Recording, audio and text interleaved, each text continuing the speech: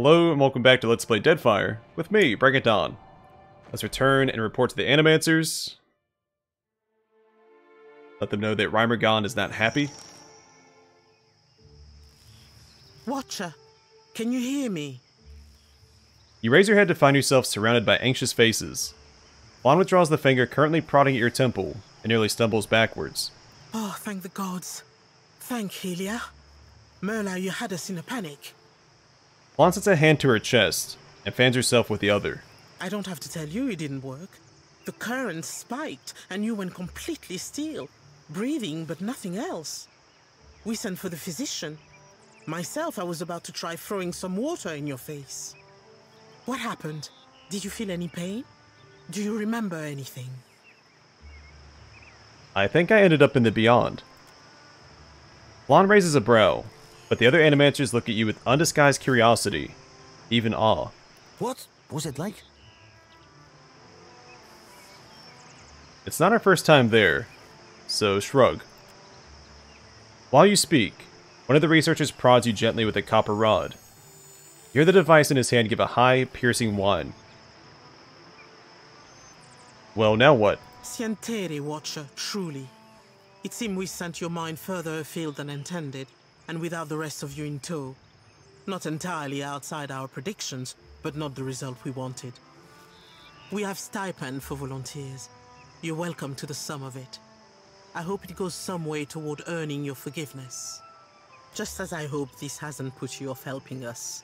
We just have to adjust the current, give you a chance to control your flight, for want of a better word.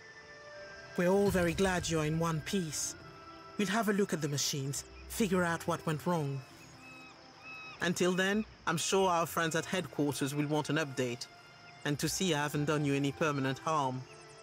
We'll send word when we're ready here. Sure. I assume continuing with that questline will provoke Reimergon's ire.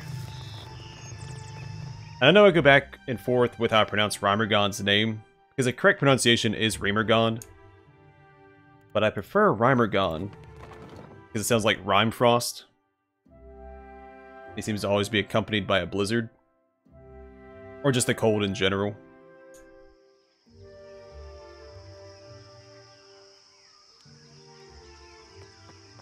All my profits go toward Overlook.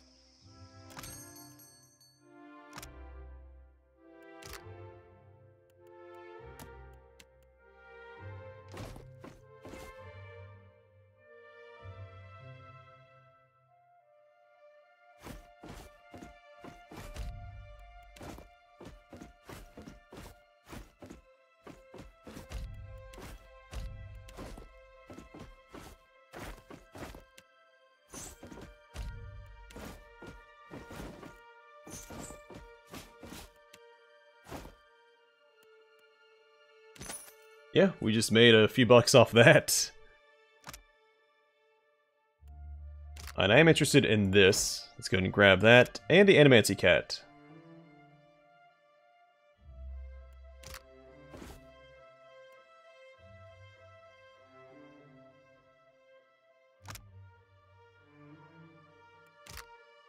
We'll grab that too.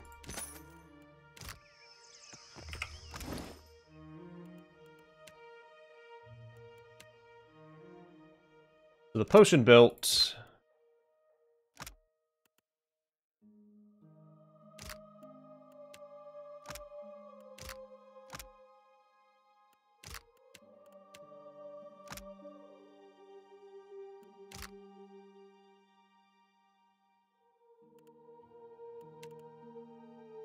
We give it to Aloth for now.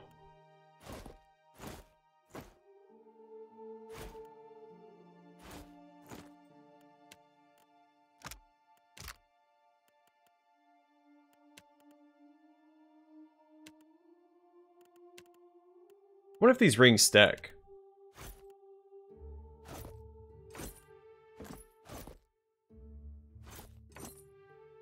Supplies! Get your supplies!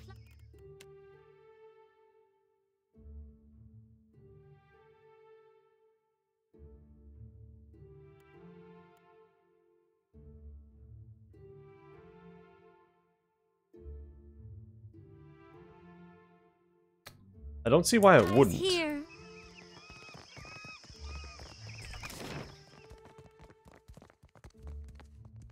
Alright, I think we are done in the Sacred Stair.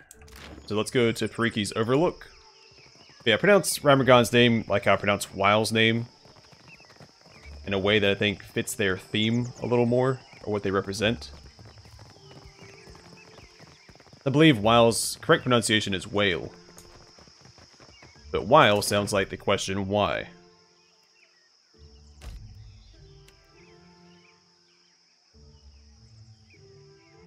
We do have a couple injuries. It probably would have been worthwhile going back and resting.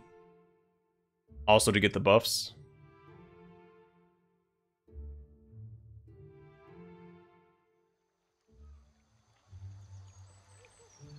Darn! I don't know what happened. I'm usually faster than that, I swear. No one's that bad at Orland Slap. And I've played against some real sorry folk. Maybe I'm just the sorriest of the lot. Something tells me that ain't it.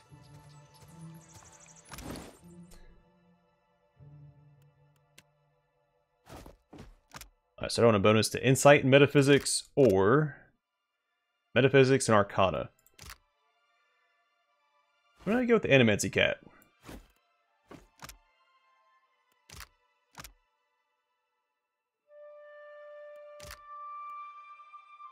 The main character already has a lot of insight. I mean, we do have a lot of metaphysics with Seraphim, but he won't be sticking around forever.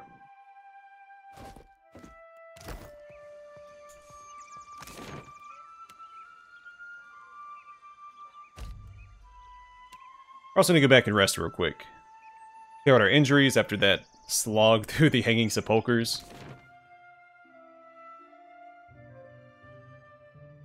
Also that pretty tough fight before we spoke to Rymergond, or Rymergond. You see anything you like? Still going back and forth.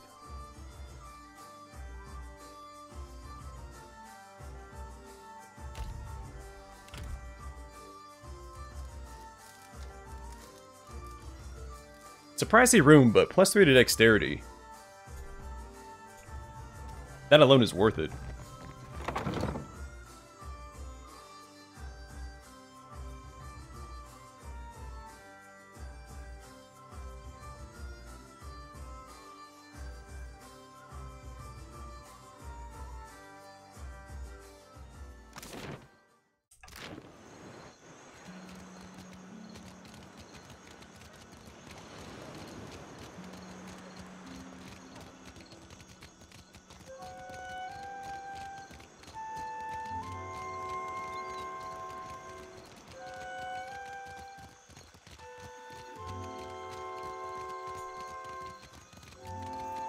Something I can do?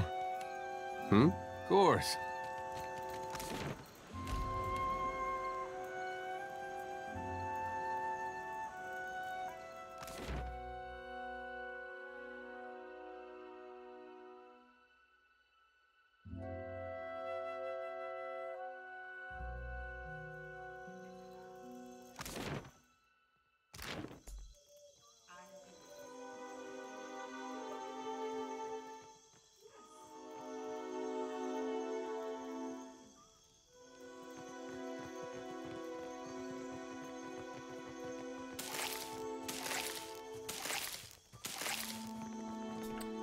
The Dark Cupboard.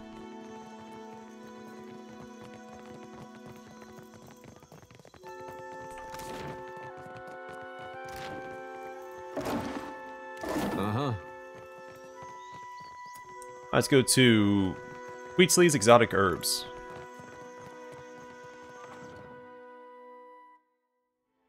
I hope I'm saying that right.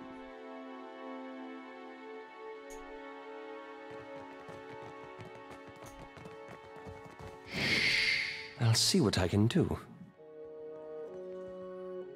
It is done.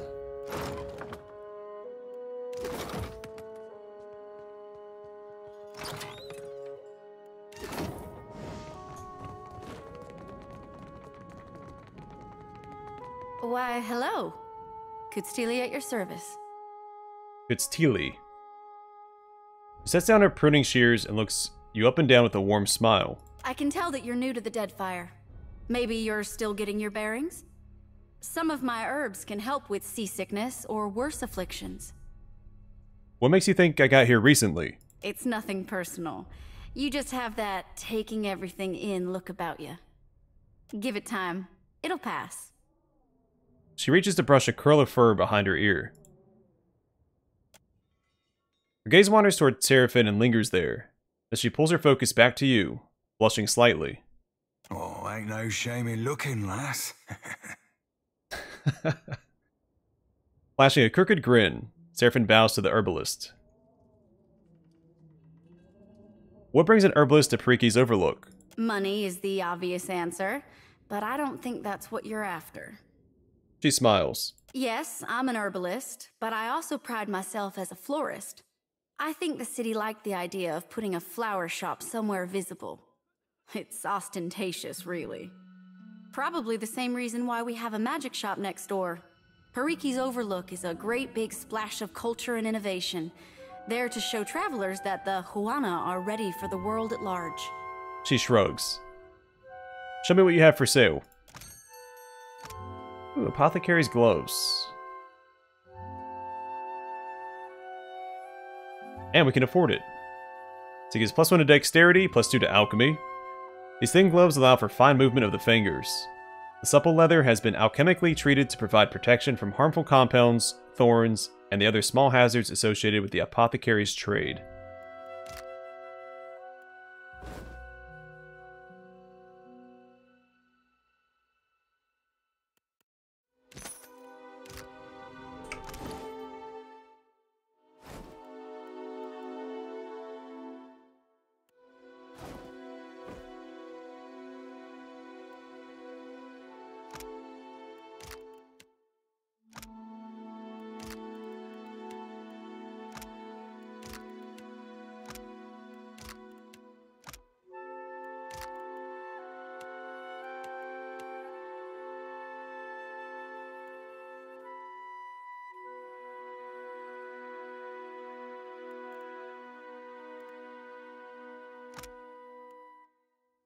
So I like her having the might.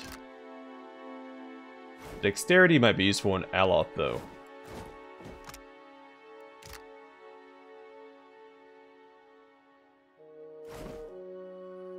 I shall put it to good use. What do you need? Though I am tempted to give my main character the dexterity, so he can act a little faster. Of course. If I collapse, just drag me on a rope. This why you always got dirt in your hair? What? You mean the grave dirt? I wonder if I took to worshiping Andra, if she could make me forget what I just heard. Quench your thirst on the way up the mountain? Ameda inclines her head and gestures to a wagon loaded with kegs. What do you serve here? Spirits and the like? No one this side of the slope will scorn you for a little indulgence. She smiles. Between us, folks tend to linger and spend coin in Perikis when they've had a few. Good for business, I say. Show me what you've got.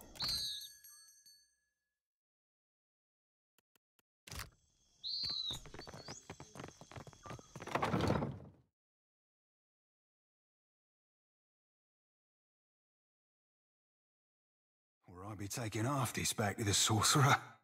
She truly live up the name.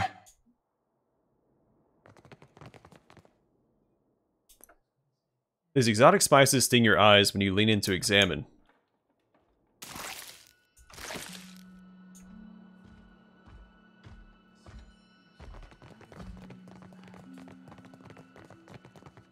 Will do. Nope. The horn bones of a godlike. The plaque simply reads, "Shoplifters beware," without context. I got nowhere else to turn. Stonehill is going to kill me. Don't drag me into your mess, Bertenno. Not again. Then you leave me no choice. I'm sorry. Hey, come back with that! Madico!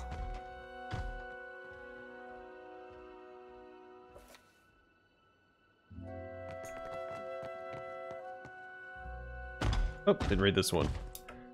The eyes of the Skuldrak head have been replaced with polished stones that follow you as you move. That that flaccid pazzo. This young wizard clutches the countertop, looking as if she's either going to fall over it or snap it in half.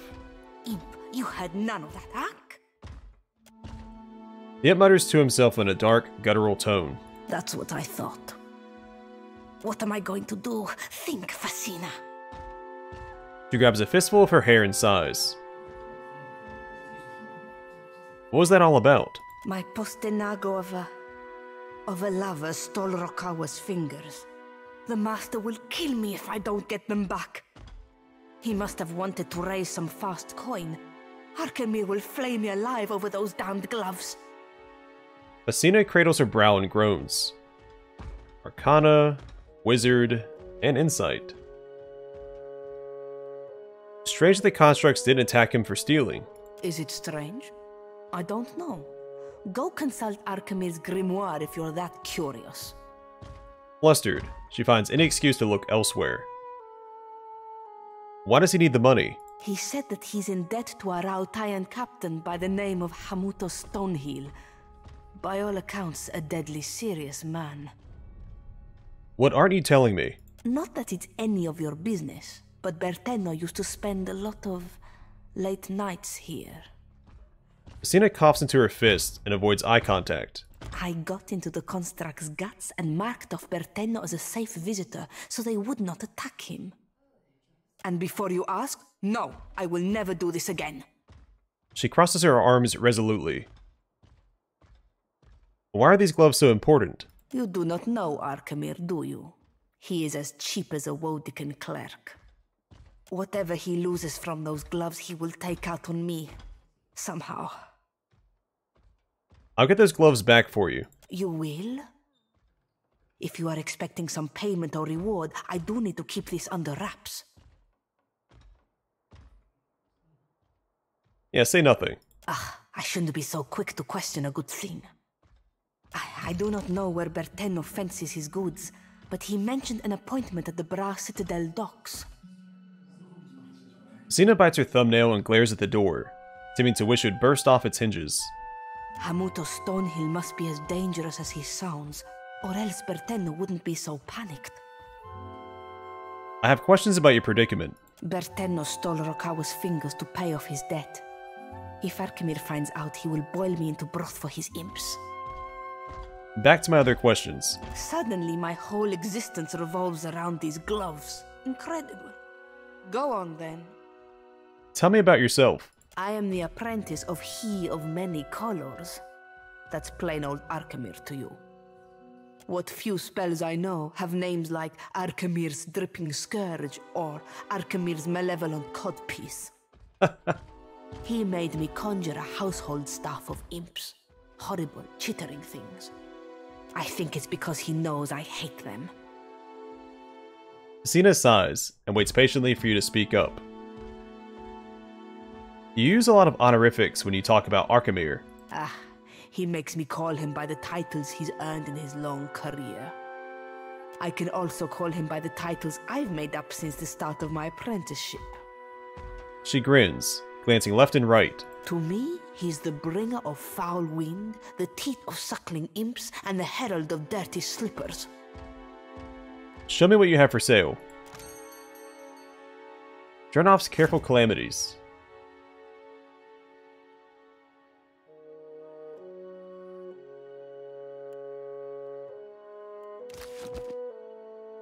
The name of a NPC from Pathfinder Wrath of the Righteous.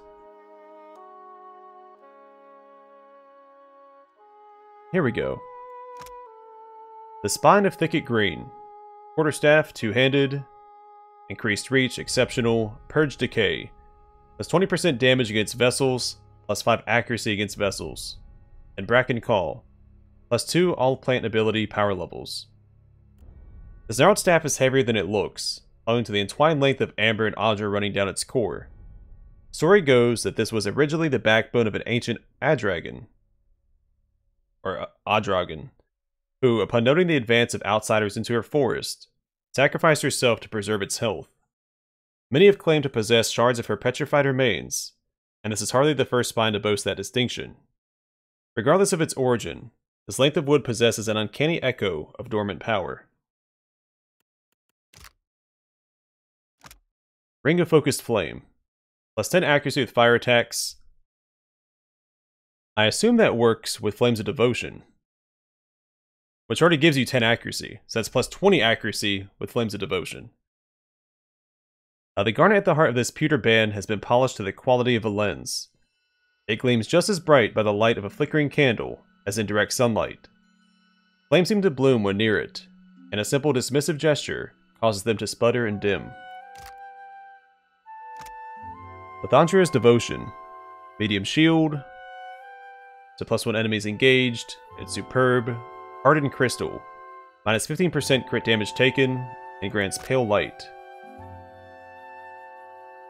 Oh neat, causes nearby allies to recover health over time. Lathandra was the elf consort of Edworth, a human lord of a prosperous Adiran barony.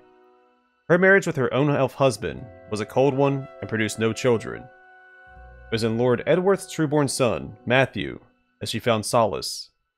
She loved the boy as a son, and cared for him after the passing of his mother, Edworth's true wife. Matthew desired nothing more than to join the ranks of the Knights of Adir, like his father, and trained as a squire from a young age. As he grew into a young man, he excelled in martial prowess and Adiran virtue, eventually earning a command in the colony of the Deerwood. The young captain became known for his bravery and even-handedness in his protection of the Empire's subjects. Esteemed with her surrogate son's accomplishments, Lathandra commissioned a shield worthy of his station, and Matthew wielded it with pride. When the Deerwood broke away from the Empire, however, Lathandra was horrified to learn Lord Edworth himself had been dispatched to put down the rebels along the borders. It seemed her precious Matthew had taken up the cause of the Deerwoodans, that was hard to say. After a long and bloody battle, Captain Matthew met his own father in single combat. Matthew's shield, shining in the moonlight, held true, but it was to no avail. The aspiring knight was cut down. And Spellkeeper. +5 all defenses against spells, and grants spell cache. Summons a random scroll into an empty quick slot at the start of combat. The scroll disappears when combat ends.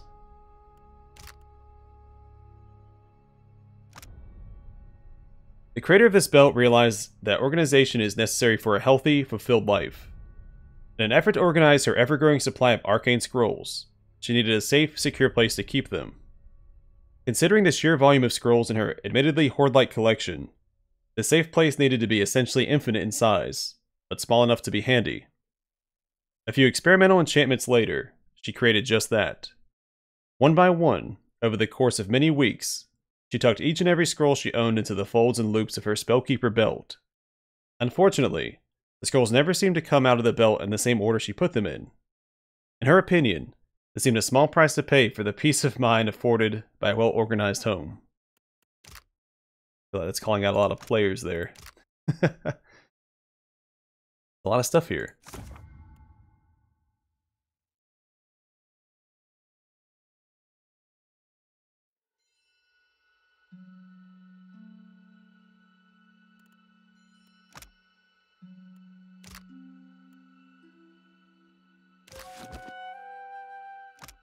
Alright, Queen's Bridal Garter.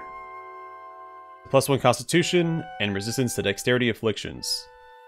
Gwyn, having fled her wedding, planned to sail as far away from her old life as possible. With not a coin to her name, she was forced to trade the few items of value she had. With her wedding band, she secured passage to Adir. At the urging of the kind boatswain, she traded her necklace and earrings for a private cabin. The cook accepted her handkerchief in exchange for a few extra rations. Every item Gwyn traded felt like a weight falling from her shoulders, a weight she gave up gladly. When the ship made port, Gwyn gifted this lace band to the first person she met on the docks, wishing him safe travels. The Orland mariner who received it was delighted, if perplexed.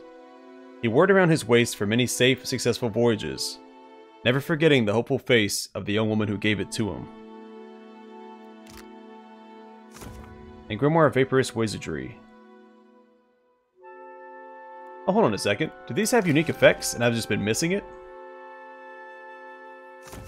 This one doesn't.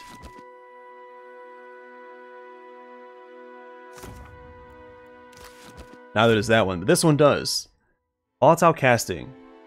Damage causes an interrupt, grants extra spell casts. Interesting.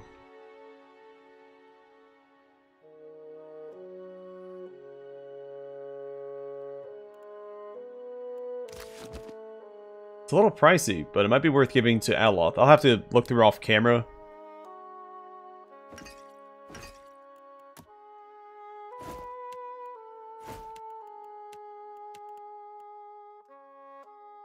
And decide if it's worth getting into these grimoires.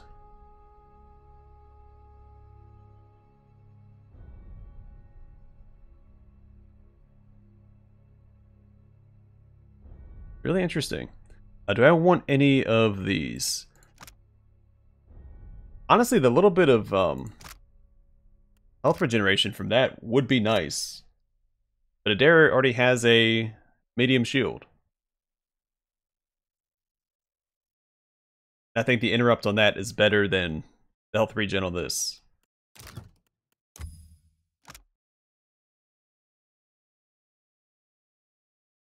But we can increase it at nighttime.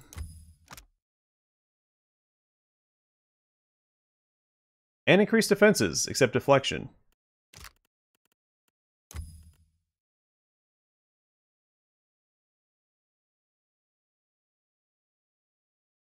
Actually a really good shield. Yeah, Captivating Crystal seems pretty good, and Sheltering Light also seems really good. That's a tough call.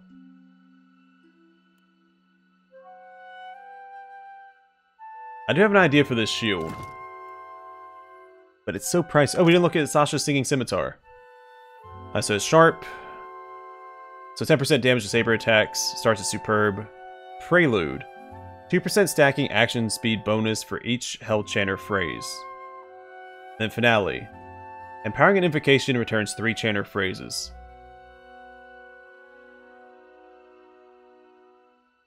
This weapon was once the property of Sasha Saruman, a chanter of great renown. Her noble deeds and many victories are the stuff of legends. Long have the songs of her adventures filled noble halls and humble taverns alike, though no song sung or poem penned has succeeded in truly describing Sasha's grace with the blade. Her scimitar, an antique blade of exquisite artistry, stirs the air when swung, humming with a particularly vibrant frequency. The sound is a complex, dissonant harmony, beautiful and jarring. It is both a tool of battle and an instrument of song. If the nicks along the silver-plated edge are any indication, the great chanter carried the scimitar for many years and crossed blades with many foes. I'm a little curious. I wouldn't mind getting some more buffs. I'd like a transmutation.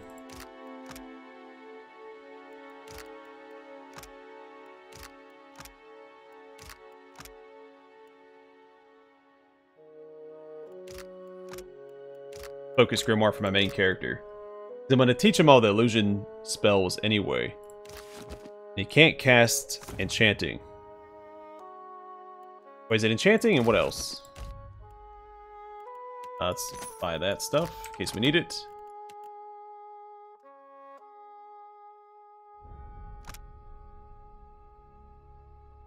Yeah, conjuration and enchanting. I see no gloves. Let me look at the grimoires real quick.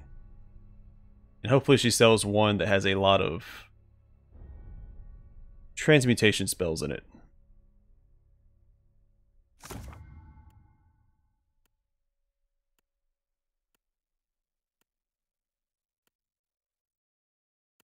I thought one of the unique ones did.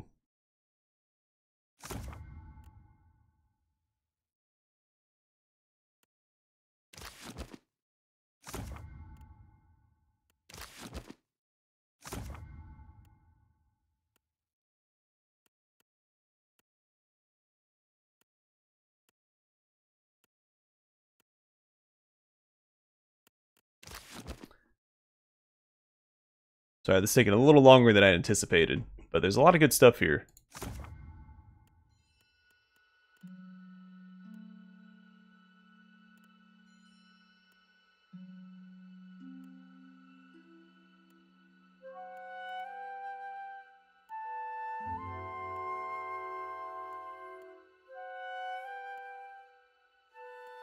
Yeah, it lasts for a little while, but there's a couple levels where I can't cast the spells at all, like this one here. That's Conjuration and Enchanting. Not that it's the end of the world or anything, but... I might have to determine that off camera. Otherwise we'll be here all day. Watch how to compare. How many? I'm curious if we can steal anything in here. Fortune for a pun, good sir? Oh, we definitely can. Oh wait, that's someone we can talk to.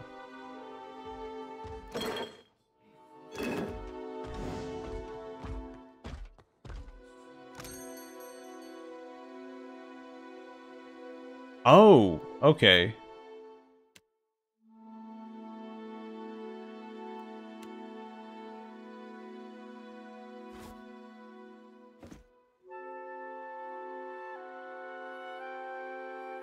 So,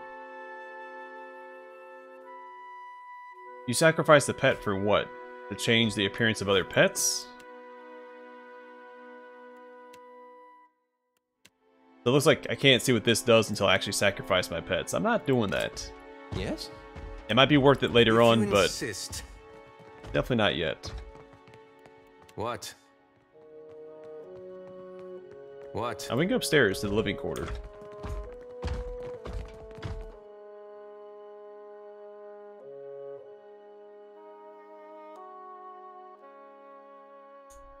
Yeah, I have to determine if any of those grimoires are worth the cost.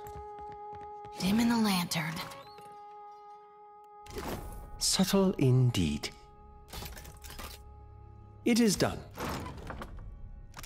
Oh, cool. Trollhide belt. Some more health restoration. Crafted the mossy hide of a forest troll, the intertwined vines and leaves of this belt form a solid and resistant piece of clothing. New growth obscures damage to the belt. The moss and small plants which grow upon the belt retain some life. But the result is somewhat like wearing an herb garden around one's waist. The hide holds some of the creature's power, granting the wearer the troll's ability to recover from wounds.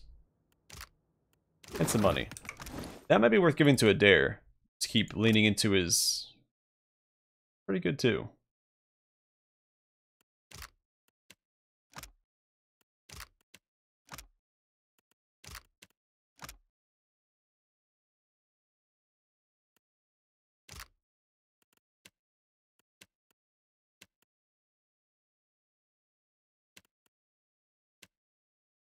Honestly, the Spellkeeper's belt, would be worth grabbing as well.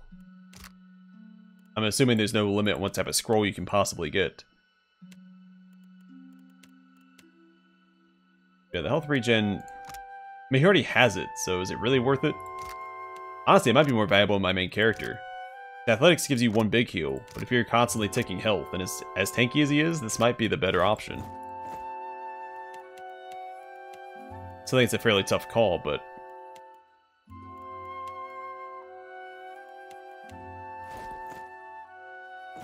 Oh, I'll give her a We'll bath. do that for You now. insist. The window overlooks the streets of Periki's Overlook. The second floor of Arkhamir Manor is just across the way. The right tool and a practiced throwing arm could make crossing the gap a manageable feat. Now study the distance. The gap between the window and the manor is too far to leap. Moreover, the sheer wall and erratic gusts of wind make the prospect of scaling too treacherous. However, one with decent climbing experience could secure a grappling hook from this distance. As you observe the manor, you catch the silhouette of a lone, ironclad construct patrolling the second floor. Let's leave, we don't need to do that yet. And Facina's journal. The misery of this apprenticeship, Medico. Arkhamir saves only the most tedious errands for me. If I'm not going to learn anything from this trial, I must find some way to steal enjoyment from it. Whenever Arkhamir claims to be deep in study, I'll find him wandering the halls wearing an illusory face to trick his imps. Fools them every time. Sometimes I think he came to the Deadfire to be alone with those nasty things, and he spites me for getting in the way of his fun. Shortly after he left town, I stole one of the robes he keeps in his bedroom. The imps thought I was their master, fed me cheese and ale for the rest of the afternoon. Of course, I returned the robe when I was done. Ack. Maybe it's not too late to start enjoying myself. Okay. I'm going to wrap up the episode here, and the next one we'll go and knock out this quest for Fracina before we get too far into Periki's Overlook. Plus this quest might take us to Archimir's Manor. But we'll see. Either way for now, thanks for watching. I hope to see you guys in the next one.